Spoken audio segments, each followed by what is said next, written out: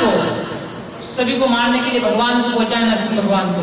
नरसिंह भगवान ने एक एक करके सबका गोविंदाय नमो नमः हो गया। अब आखिरी में खाली हिरण्यकशिपु को बचा, बोले भी आखिरी बचा। अब भगवान उससे युद्ध कर रहे थे। भगवान हिरण्यकशिपु को नहीं मार रहे। क्यों नहीं मार रहे? कि समय का इंतजार देखो, इसके जो वरदान भी तो निभाना पड़ेगा इसका। किसका वरदान? भगवान खेल रहे, शाम का समय हुआ, भगवान ने कहा ठीक है। फिर इसको वहां से उठा के कहाँ ले गए? डेली बोला नहीं, घर के जो भीत बाहर आओ और अंदर जाऊंगी दोनों के बीच की जगह वहां ले गए। अब भगवान ने नाम, भगवान मनुष्य भी नहीं है और कोई दूसरा रूप भी नहीं है, नरसिंह भगवान का रूप है। तो बोले देख मैं मनुष्य भी नहीं। तो बोले बात तो सही बोल रहे, मनुष्य भी। तो बोले कि तुम्हारे अभी तक कितना वरदान मिला? मैंने तो कहा था घर में नहीं मरू, बाहर नहीं मरू। बोले देख कहाँ पर? तो बोले हाँ मैं ना घर में भी नहीं हूँ, बाहर भी नहीं हूँ, घर में भी नहीं है, बाहर भी नहीं। बोले मैंने कहा था ना नीचे मरू, मैं ऊपर मरू। भगवान ने उसको उठाया, थोड़ा सा ऊपर किया। अब क्या है? नीचे भी नहीं, ऊपर भी नहीं। तो हाँ ये बात भी सही कि नीचे भी नहीं। बोले अभी तक मैंने कहा शस्त्र से भी नहीं मरूंगा, अस्त्र से नहीं मरूंगा, अब कसर मारो। अब बताओ कैसे मारो? तो ये नग बताएंगे, देख बोले यावत कर। पर बोले मैंने कहा कि 12 महीने में नहीं मरूंगा। तो बोले अभी कौन सा मास चल रहा? पुरुषोत्तम मास। अधिक मास में पुरुषोत्तम मास। बोले अभी पुरुषोत्तम मास। बोले घबरा गया कि ये तो मृत्यु कंफर्म है।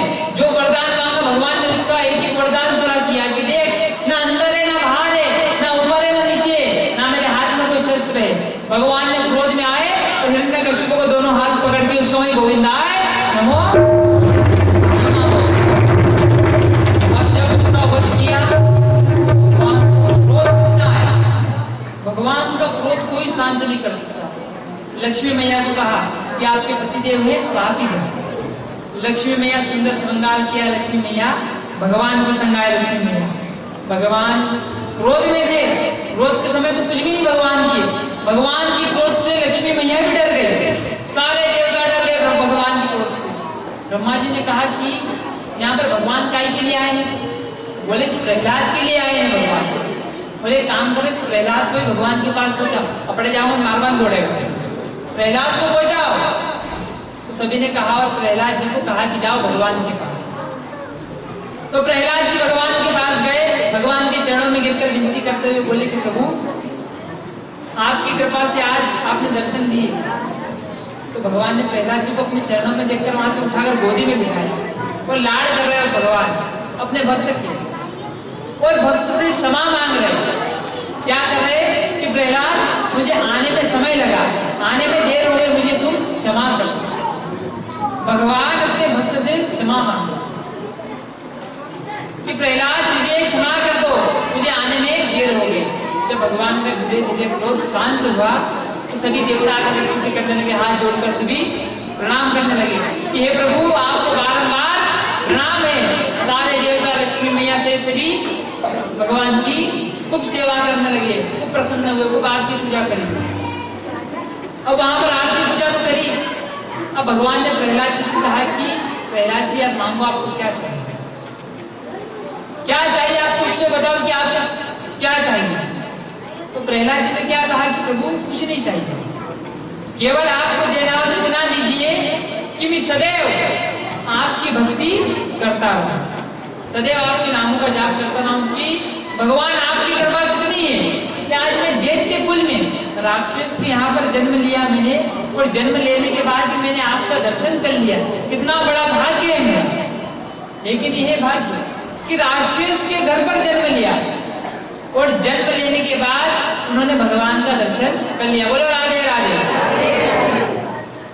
इस प्रकार से कथा सुना रहे। नरसिंह भगवान ने अवतार लेकर हिरण्यकशिपु का वध किया। दोनों भाई का हो गया। बड़े प्रसन्न हुए प्रहलाद जी। प्रहलाद जी क्यों प्रसन्न हो गए? भगवान मिले तो प्रसन्न क्यों नहीं होते? मन में इच्छा बची भगवान के सामने। अगर अपने सामने भगवान ने जब कहेगा अपनी भी इच्छा खत्म हो जाएगी, प्रभु भगवान का दर्शन करवा से इच्छा खत्म हो जाए। तो ऐसी याद बार बार था कि कथा सुनो कि इच्छा से धीरे धीरे दूर हो जाओगा। अधिकतर तो बूढ़ा लोगों ने ज्यादा कथा सुननी चाहिए। क्योंकि वहां जाने चीज से दूर हुए को समय है वहां को समय हो ये है कि अन्य चीज से धीरे धीरे दूर भी होना। बोलो राधे राधे। अब अपने भी आरती को समय हुए लगभग सब प्रसाद वाले जाएंगे छोटी खुदी रात हम जब के आते हैं प्रसाद वाले जाते हैं। गोविंद भगवान की